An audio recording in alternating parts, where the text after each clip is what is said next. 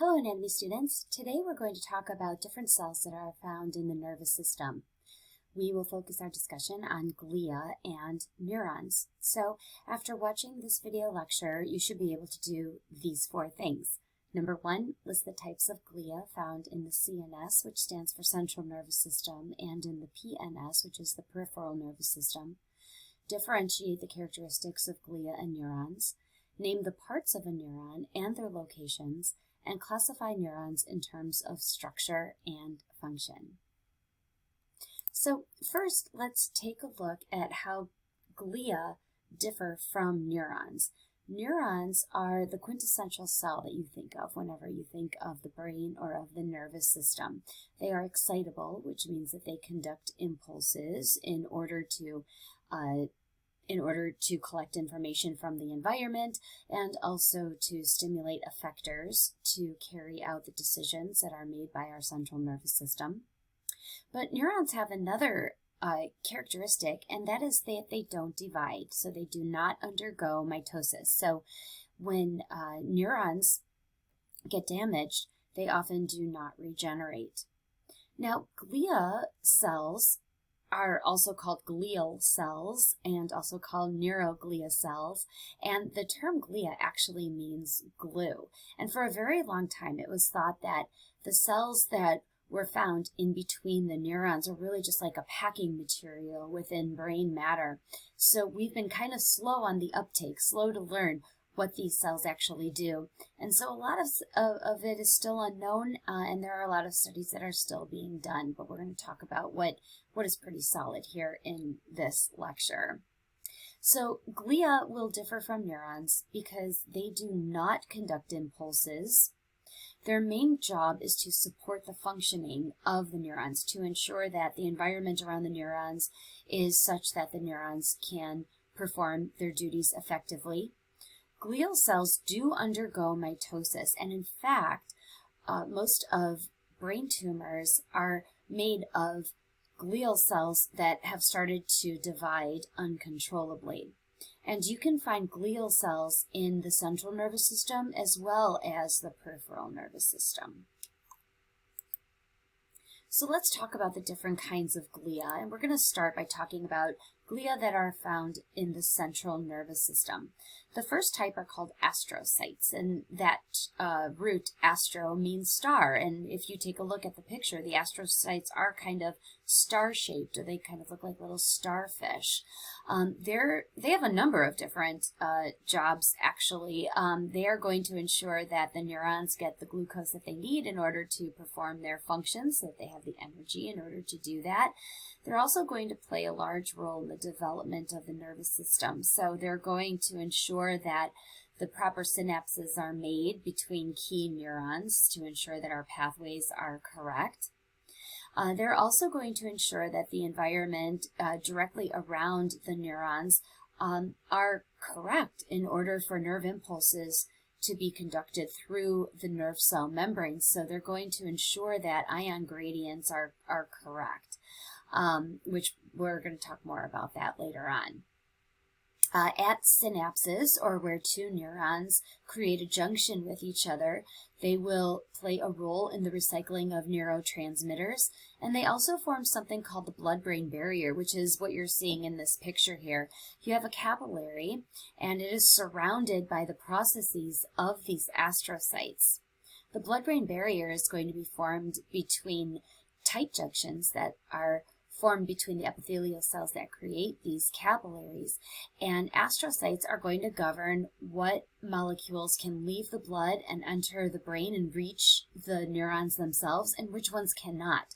Smaller molecules like carbon dioxide, oxygen, they can come through the blood-brain barrier, no problem. But there are other larger molecules that need carriers, like glucose, and there are even other molecules that are completely blocked from leaving the blood and entering the brain, like dopamine. And this is something that needs to be considered, especially by drug manufacturers, because in order for a drug to affect brain function, it has to be able to cross that blood-brain barrier. And so that's kind of what you're seeing here in this picture. The yellow circles are labeled as dopamine, and this is why patients with Parkinson's simply can't be given an injection of dopamine and just like call it a day and have them be okay, because dopamine won't cross the blood-brain barrier, and therefore they won't ever reach the neurons that they need to reach in order to cure those tremors that they may have in Parkinson's disease. All right, so those are astrocytes. The next type of glia that I want to talk about are called microglia, and these are smaller cells, but when they encounter antigens or other particles or molecules that are not supposed to be in the area of the brain, they will enlarge and they will perform phagocytosis, which means that they will engulf that antigen and bring it into their cytoplasm and destroy it. The microglia are also thought to play a role in pruning of the neurons. So what you'll learn is that neurons can sometimes have branches coming off of their axons, and if connections from one neuron to another aren't used anymore, then the microglia will come along and kind of snip off or prune those branches so that we don't have any unneeded connections in our brain among our neurons. Another type of central glial cell is called an ependymal cell. Now, what you're looking at the top picture on the right-hand side is a coronal section of the brain.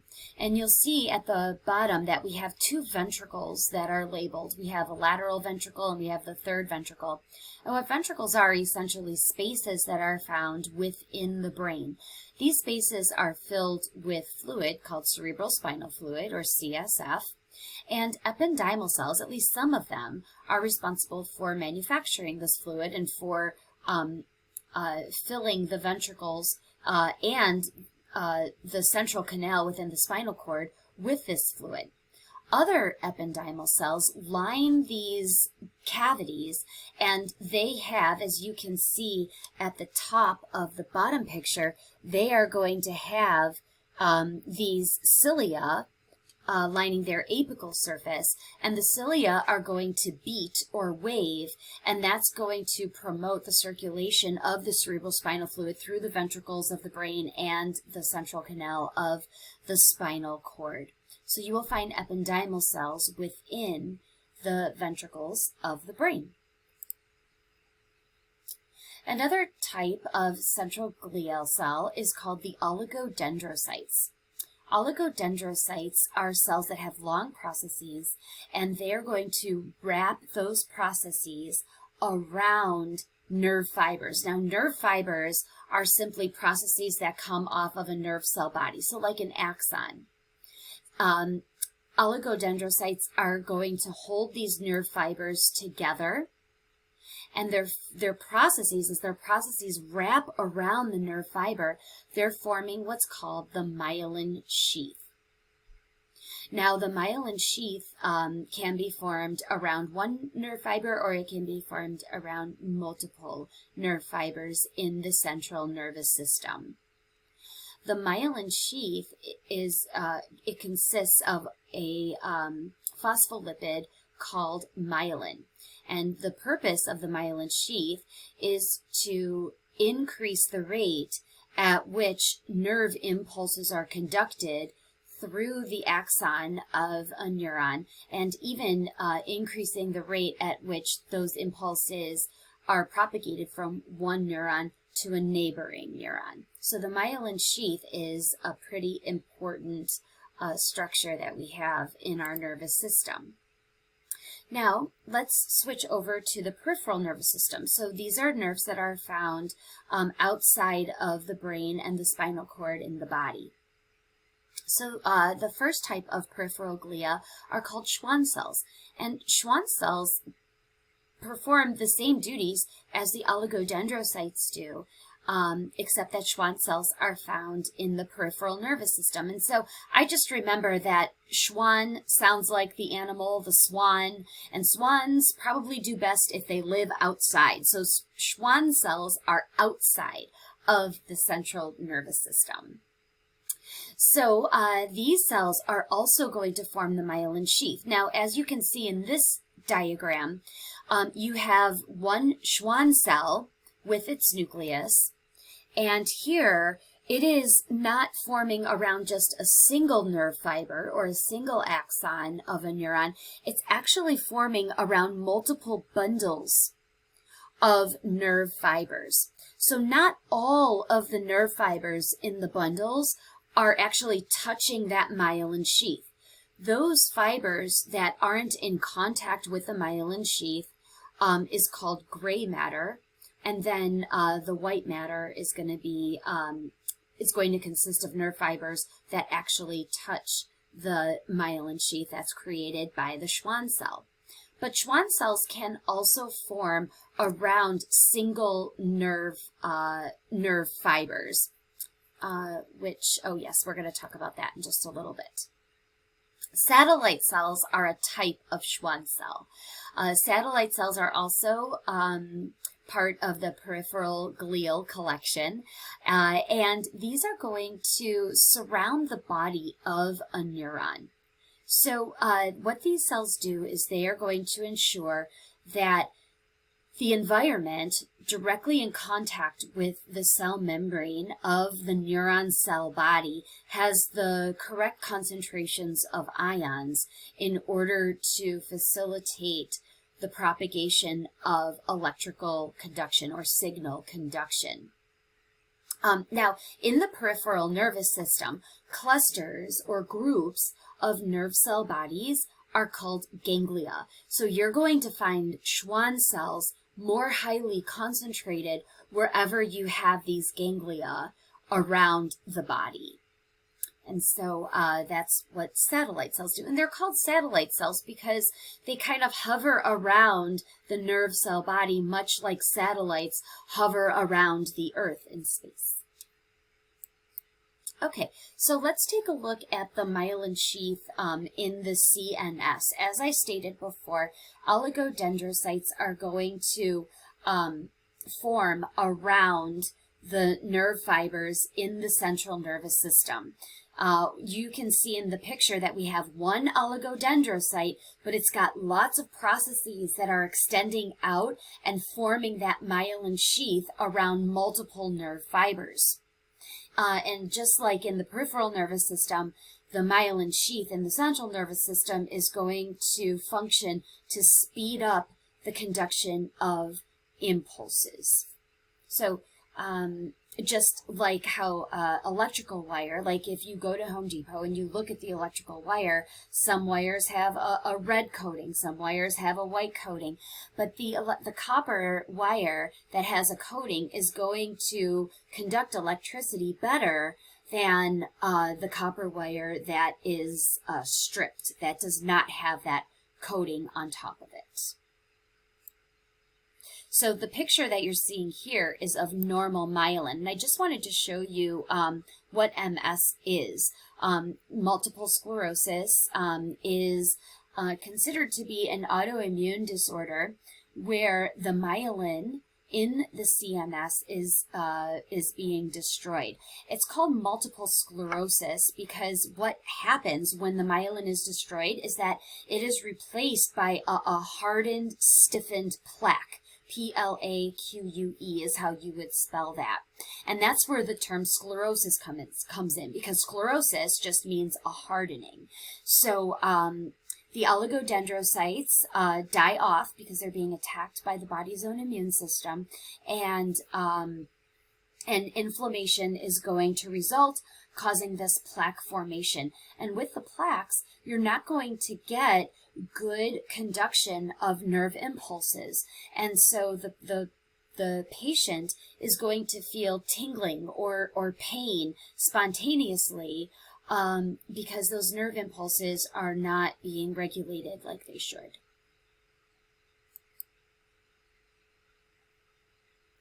The myelin sheath is also going to form in the peripheral nervous system, but again, this is formed by Schwann cells. One Schwann cell will wrap around a single nerve fibers. So that's going to be a 1-to-1 ratio. It's made of myelin. Like I said, it's a type of phospholipid. And the way that I like to think about the myelin sheath forming in the peripheral nervous system is I like to think of a tube of toothpaste that has most of the toothpaste gone. And how do you get like that last bit of toothpaste out? Well, I know, like, don't we all just like squeeze from the top? I know, I do too. But my mom would always yell at me because she would say, roll it from the bottom. And that's kind of how the myelin sheath in the peripheral nervous system is made. So think about that tube of toothpaste and you roll it from the bottom. And as you roll the tube from the bottom, what happens to all of that toothpaste that's inside of the tube that's difficult to get out? It gets pushed up towards the top. That's what's happening to the Schwann cell as it is being rolled around the nerve fiber itself. All of the cytoplasm gets squished all the way up. All of the cytoplasm is going to get squished off to the side. That pillow now, like that blurb or bubble of cytoplasm, which also contains the nucleus of that Schwann cell, that area of the myelin sheath is called the neurolemma. And that's a really important structure in the myelin sheath as it forms in the PNS. And here's why. That neurolemma has been found to play a role in helping the healing of damaged neurons in the peripheral nervous system. So neurons that are damaged in the peripheral nervous system have a greater chance of healing and their functioning being restored because of the neurolemma that is found along the length of the myelin sheath, which is along the length of the nerve fiber. So here's the thing. The myelin sheath in the central nervous system doesn't have a neurolemma. Remember, you've got one oligodendrocyte, and then it splays out its processes to wrap around many different nerve fibers. So when that one oligodendrocyte dies off, like in multiple sclerosis, well, that's going to affect multiple neurons. Many of those axons are going to become unmyelinated. Not so in the peripheral nervous system. In the peripheral nervous system, you have multiple Schwann cells along the length of an axon, and and they're going to have these neurolemma. So they're going to be able to divide. They're going to be able to regenerate and repair any damage that's done to these neurons. So neurons in the peripheral nervous system are more likely to be repaired after damage, whereas neurons in the central nervous system are not, because neurons in the central nervous system don't have a neurolemma. All right, so again, with white and gray fibers, white fibers are those that are surrounded by the myelin sheath, and gray fibers are fibers that are not. And you're probably like, well, why aren't they all surrounded if, it's going to speed up conduction of these impulses? And that's a really good question that scientists do not have an answer for. All I can tell you is that when we do study the peripheral nervous system in greater detail, you will find that some divisions of the peripheral nervous system are myelinated, while some are not. And it just is. Okay. So that's it for glia. Let's talk about neurons. So what you're looking at in the picture on this slide is the quintessential neuron, right? When somebody says neuron, I am sure that this is the picture that's going to pop into your head. You've got a cell body. You have these processes that are coming off of the cell body called dendrites. You have a long process coming off one side called the axon. In this picture, you can see the little beige like bubbles around the axon. That's the myelin sheath. And so this is kind of like the quintessential neuron that you're looking at here. All neurons are going to have a cell body, also known as a cell soma. So remember that root soma means body. We can also call it a perikaryon, but you can learn that term later on. I'm happy with cell body or cell soma from you guys. The nerve fibers, again, are just processes that are attached to the cell soma. So in the neuron that we have pictured here, we have dendrites, which are processes, and then we have an axon, which is another process. So neurons can have one or more dendrites, which we're going to see in some subsequent slides here. All right, so let's talk a little bit about the cell body of the neurons. It's here in the cell body, and again, follow along with the picture, right? The cell body is labeled there. In the cell body, this is where you're going to have the organelles. This is where you're going to have the ribosomes, and obviously the nucleus, and the Golgi apparatus, and the endoplasmic reticulum. The cell body is going to have something that is called the Nissl substance. So the Nissl substance consists of the endoplasmic reticulum and the ribosomes that are found in the cytoplasm of the neuron cell body. And these structures are going to provide proteins for the neuron itself. They are going to synthesize neurotransmitters, which can then be packaged into vesicles in the Golgi apparatus. And then we'll talk about how those little bubbles of proteins get down the axon to the end of the axon terminal. Another protein that they're going to manufacture is something called neuroglobin. And neuroglobin is like hemoglobin. It's an oxygen-carrying molecule that is going to serve as like a backup storage plan for the neurons, so that in the event of, say, a stroke, the neurons, the brain tissue, the cells, are going to have some supply of oxygen in order to try to continue their functioning until help arrives. So that's what the neuroglobin actually does. And then, of course, we need mitochondria, because all of these processes that our neurons do require ATP, and so we're going to need to create that. And so we're going to have plenty of mitochondria in the cell soma. As I said, these cell somas can have multiple dendrites, or they could even have one dendrite. But the dendrites are going to receive information from receptors or from other neurons. And then they're going to transmit that signal, which is an electrical signal, to the cell body, and then eventually to the axon. And as you can see in the picture, that red arrow that's running right along the axon there, that is just showing the direction of flow of the electrical impulse. The electrical impulse, you'll learn, is going to be unidirectional. It's going to flow from dendrites to axon, and it's not going to go in reverse.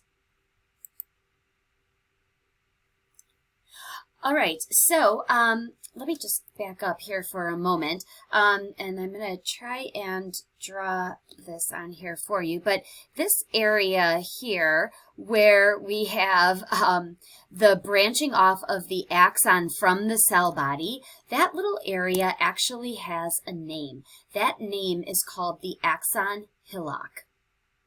So the axon hillock is where all of the signals that are being collected by the dendrites flow through the cell body, and then they all come together at the axon hillock. And then if the signal is strong enough, it will continue on down the axon of our neuron. If the signal is not strong enough, then it kind of just dissipates and goes nowhere. But the axon hillock is the start of the axon itself. And the axon is a single process that comes off of the cell soma, and it's going to carry impulses away from the cell body. So where the dendrites are bringing impulses to the cell body, the axon is going to carry impulses away from the cell body. Now, the larger the diameter of the axon, the faster that impulse is going to travel down the axon. Also, if the axon is myelinated, then the impulse is going to travel faster as well. I just wanted to make a note here to let you know that it is not dendrites that are myelinated, it's only the axon on the neurons that are myelinated. At the very bottom of the picture, please notice that we have an axon collateral there, and a collateral is just a branch that's coming off of an axon. And those collaterals are going to allow a single neuron to communicate with multiple neurons that surround it locally. So at the very end of the axon, we are going to have these little ends that have swollen bulbs. And there are a number of different names for them. You may have heard them called axon terminals. That's what I learned them as. They are also called telodendria.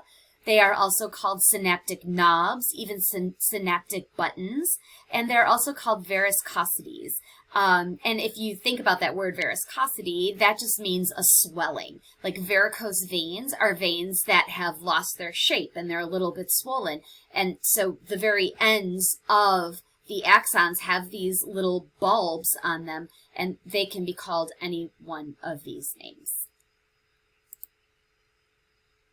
So, how do the proteins that are manufactured in the cell body get from the cell body down the axon to the synaptic to the axon terminals? Well, this is really quite interesting. There is a system called axonal transport that is made up of the cytoskeleton. And so you may remember from biology that we have long filamentous protein molecules that extend throughout the cell. Like they reach from like the inside of one side of the cell all the way down to the inside membrane on the other side of the cell. And it's going to give cells their shape. It's going to also help with some cellular functions. And so in the neuron, these cytoskeletons, gosh, you know, this just reminds me of a ski lift where, you know, people at the bottom of the hill jump on the bench, and then the lift takes them up, up, up, up, up to the top of the mountain, and then they get off of the mountain, but the little car kind of whips around this pulley system, and then it just goes back down to the start to pick up more people. So in this example, the little cars or the little benches are like vesicles, and the people are the proteins. And the ski lift itself, like the cables that the cars are on, that's going to be the cytoskeleton, the neurofilaments and the neurofibrils that are going to carry these little vesicles from the cell body to the axon terminal at the very end of the axon. And so the proteins are going to be processed and packaged by the Golgi apparatus into little vesicles. The vesicles are attached to our cytoskeleton, and they're going to be just carried all the way down the axon where they're dropped off at the very end, and then the vesicles come back, and those proteins, like if it's a neurotransmitter, then, you know, they're going to either be stored at the very end or they're going to be released in order to perform their functions. All right, so here's a picture of what this looks like. So number one is showing us where our proteins are being synthesized. Here you can see our Golgi apparatus has enclosed them in a vesicle. And then here in this blow up, this little circle here, you can see that the vesicle is physically attached by these hooks to the microfilaments in the cytoskeleton. And then they're carried down to the end of the axon, to the axon terminal, where they can be released, and then recycled neurotransmitters are taken back up by the vesicles, and then they can be returned for recycling back to the cell soma. So I just thought that that was such an interesting, cool thing to know. All right, so we have a couple of different zones that we can divide each neuron into. These are called functional zones.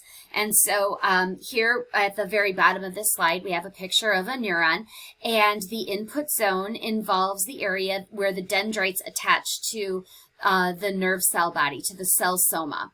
And this is called the input zone because this is where the neuron receives and conducts nerve signals from the dendrites through the cell body. The summation zone is where that axon hillock is.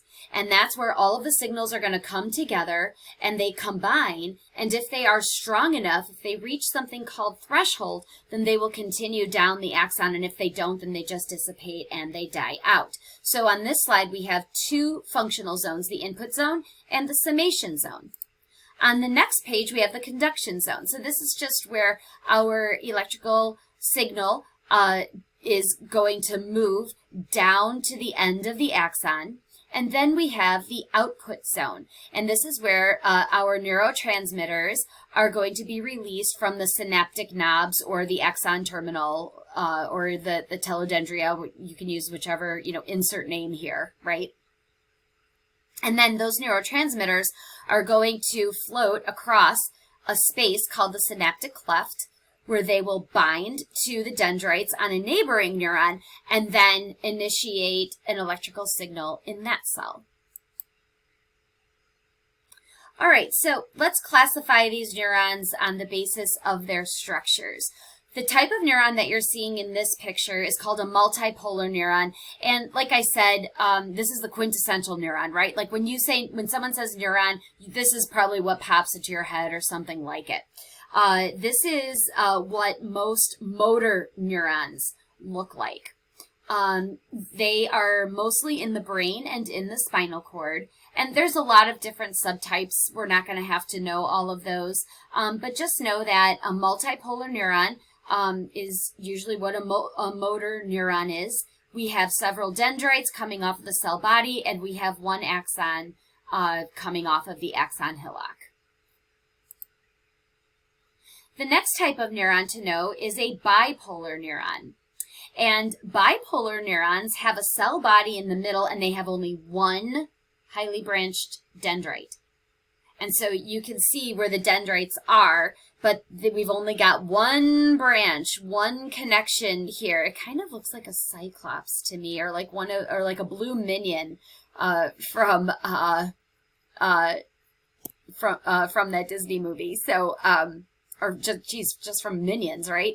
But you can see, just to compare, on our multipolar neuron, we have a lot of different dendrites that are attached to that cell body, whereas on this one, we only have the one. We also only have one axon. So a bipolar neuron is one axon and one dendrite, and there are very few of these in the body. They're associated with our special senses. So we will find these in the eye, in the ear, and then also in the olfactory pathway. So that's going to be involved up here in the nasal passage, and then so the dendrites will be receiving information, and then the axon will be carrying that information back towards the brain. And then we have a unipolar neuron, and a unipolar neuron is really pretty interesting in structure. I'm sure that you can see the difference between this one and our bipolar neuron that we saw on the last page. Our unipolar neuron kind of has this little neck that's going to attach it to the dendrite and the axon. So we have only one process here, and then it's attached by this little neck. And this little neck is called the central process. So the central process is what's connecting our cell body to our peripheral process. So we do have some dendrites, and then the dendrites are going to connect to or merge to form a peripheral process.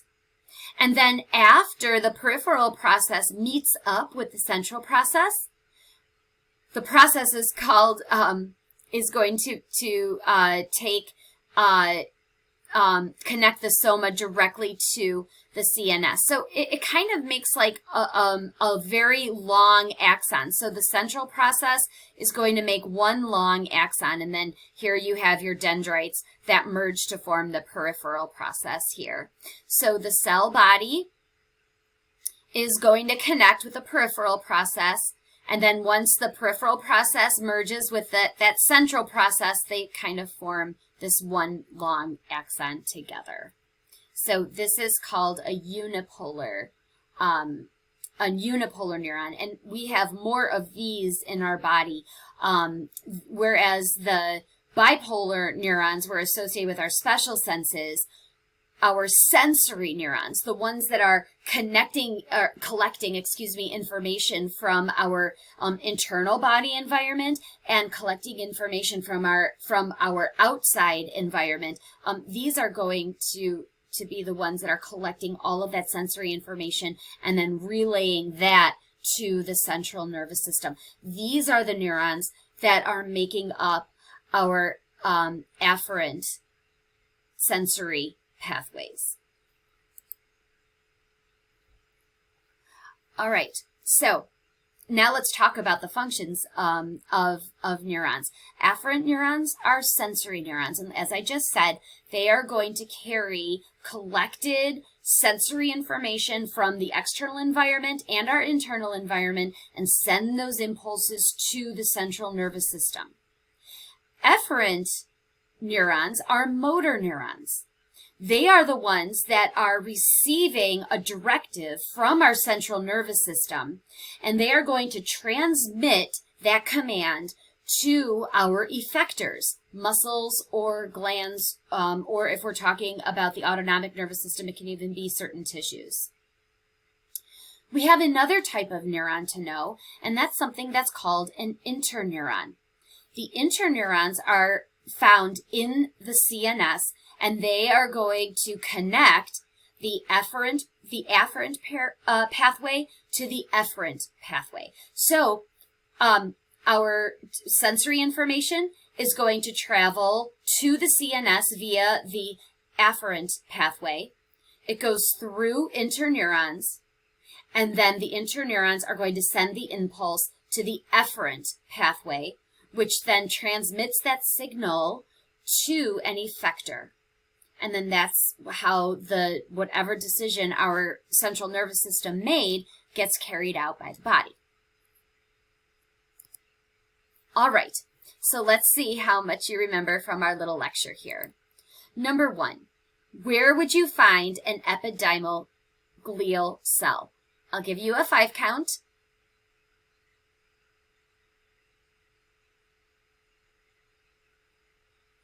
All right, if you said in the ventricles of the brain and in the central canal of the spinal cord, you would be correct. So it's also in the spinal cord too. Number 2, do glia or neurons undergo mitosis?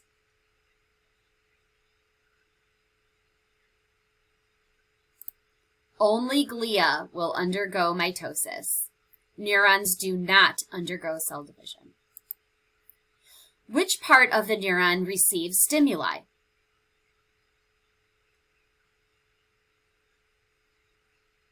If you said dendrites, you would be correct. Which type of neuron has one process attached to the cell soma?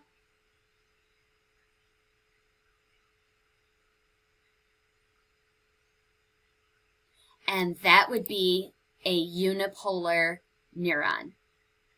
All right, everybody, I hope that you learned a lot from this lecture. I hope you enjoyed it, and I'll talk to you in class. Bye!